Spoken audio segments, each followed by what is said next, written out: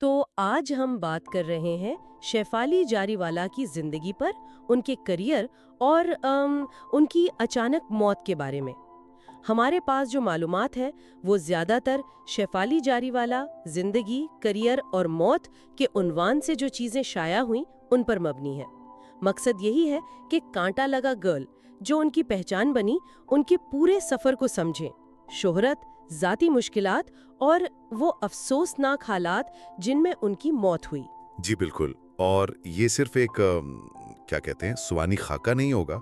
हम ये भी देखेंगे कि कैसे एक गाने ने उन्हें मतलब रातों रात स्टार बना दिया। तो अच्छा, शुरुआत करते हैं उनकी इब्तिदाई जिंदगी से। पैदाइश 15 दिसंबर 1982 अहमदाबाद में हुई थी। और ये बात काफी दिलचस्प है कि उन्होंने इंफॉर्मेशन टेक्नोलॉजी में इंजीनियरिंग की डिग्री ली थी। जी हाँ, ये शोबा तो बिल्कुल मुख्तलिफ है तफरीही दुनिया से।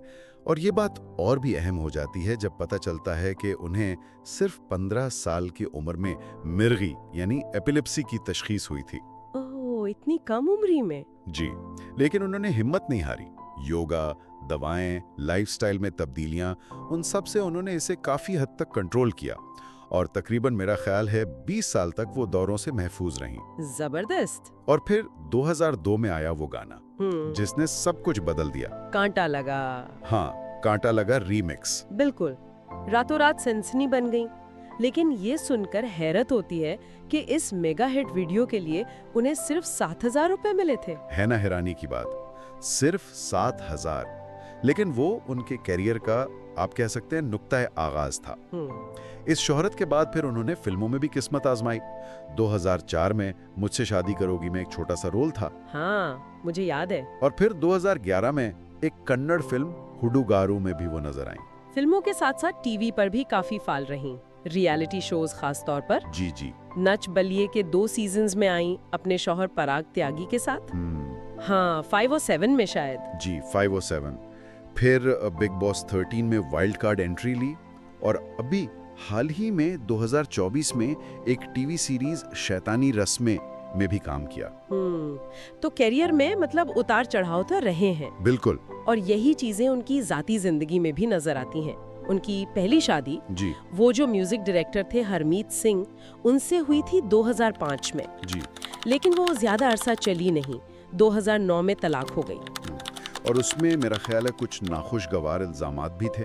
तशद्दुद के इल्जामात शेफाली ने लगाए थे। जी, ये एक मुश्किल दौर था उनके लिए।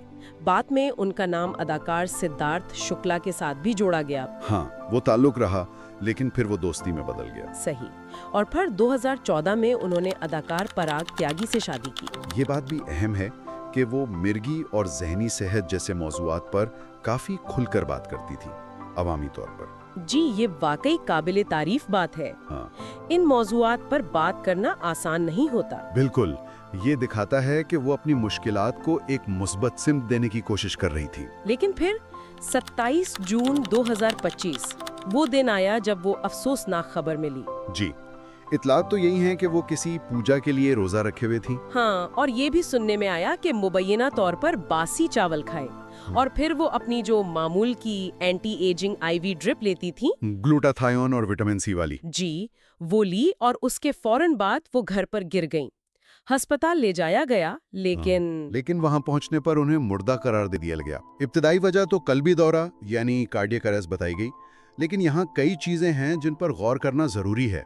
एक बात जो सामने आई वो ये कि वो मुबैना तौर पर कोई 7 या 8 साल से, इतने अरसे से, जी, तकरीबन माहाना बुनियादों पर और बज़ाहिर बगैर किसी सख्त तिब्बी निगरानी के ग्लूटाथायोन के इंजेक्शन ले रही थी। अच्छा, ये तो वही है जो रंग गोरा करने या एंटी एजिंग के लिए इस्तेमाल होता है। बिल्कुल।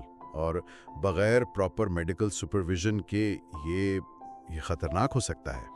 खास तौर पर जब वो रोजे से थीं, ब्लड प्रेशर कम हो सकता है और उनकी मिर्गी की हिस्ट्री भी थी। ऊपर से वो बासी चावल वाली बात। सही कहा। ये सारे अवामिल मिलकर सूरत हाल को बहुत पेचीदा बना सकते हैं। रोजे की वजह से कमजोरी, मैदे की तकलीफ और पुरानी बीमारी। पुलिस को भी इनके घर से ग्लूटाथायोन और विटामिन सी की शीशियां मिली। तेजाबियत की गोलियां भी थी। ऑटोप्सी रिपोर्ट में क्या आया? हतमी वजह पर तो राय महफूज रखी गई, लेकिन इब्तिदाई रिपोर्ट्स में किसी किस्म की साजिश या फाउल प्ले का शुबह जाहिर नहीं किया गया। इस खबर से इंडस्ट्री में तो यकीनन सदमा फैला होगा। बहुत ज्यादा। प्रियंका चोपड़ा, वरुण धवन, अनुपम खेर, कई बड़े नामों ने अफसोस का इजहार किया। लेकिन इससे बढ़कर इस वाक़े ने ना एक बहस छेड़ दी है।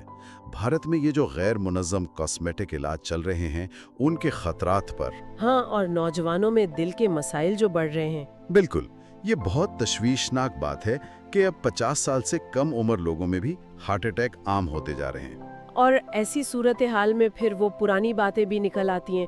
जैसे वो एक पॉडकास्ट क्लिप वायरल हुई थी जिसमें कोई नजूमी उनकी जायचे में अचानक मौत की बात कर रहा था। हाँ, वो चीज़ें तो होती हैं, लेकिन असल सबक मेरे ख्याल में शिफाली की ज़िंदगी और उनकी मौत में है। वो यकीनन बहुत हिम्मत वाली खातून थी। मिर्गी पर काबू पाया, एक मुश्किल शादी से निकलें, अपने करियर को दोबारा संभाला। लेकिन उनकी मौत हमें याद दिलाती है कि खूबसूरती के ये जो समाजी दबाव हैं और खुद से इलाज करने का रुझान, इसके कितने संगीन नताइज हो सकते हैं। तो खुलासा यही है कि शिफाली जारीवाला की कहानी शोहरत, जुद्दोजहद और एक बहुत ही अलमनाक अंजाम की दास्तान है, और ये हमें अपनी सेहत के बारे में सोचने पर मजबूर करती है। खूबसूरती के इन गैर हकीकी मेयारात पर और बगैर सोचे समझे इलाज करवाने के खतरात पर। वो हमेशा कांटा लगा गर्ल के तौर पर याद रखी जाएंगी। उन्होंने भारतीय पॉप कल्चर पर अपना एक निशान छोड़ा है। उनकी मिरास सिर्फ उनका काम नहीं, बल्कि वो सवालात भी हैं जो उनकी मौत ने हमारे सामने रखे हैं। और जाते जाते एक सवाल सोचने के लिए छोड़ जाते हैं। ये जो तफरीही सनत है या माशरा है, इसमें खूबसूरती के जो मेयार हैं, उनको पूरा करने की दौड़ में सेहत के लिए कितने बड़े खतरात मोल लिए जा रहे हैं। और जब बात आती है इन गैर मुनज़्ज़म कॉस्मेटिक इलाज की, तो फर्द पर और खुद इंडस्ट्री पर क्या जिम्मेदारी आयद होती है।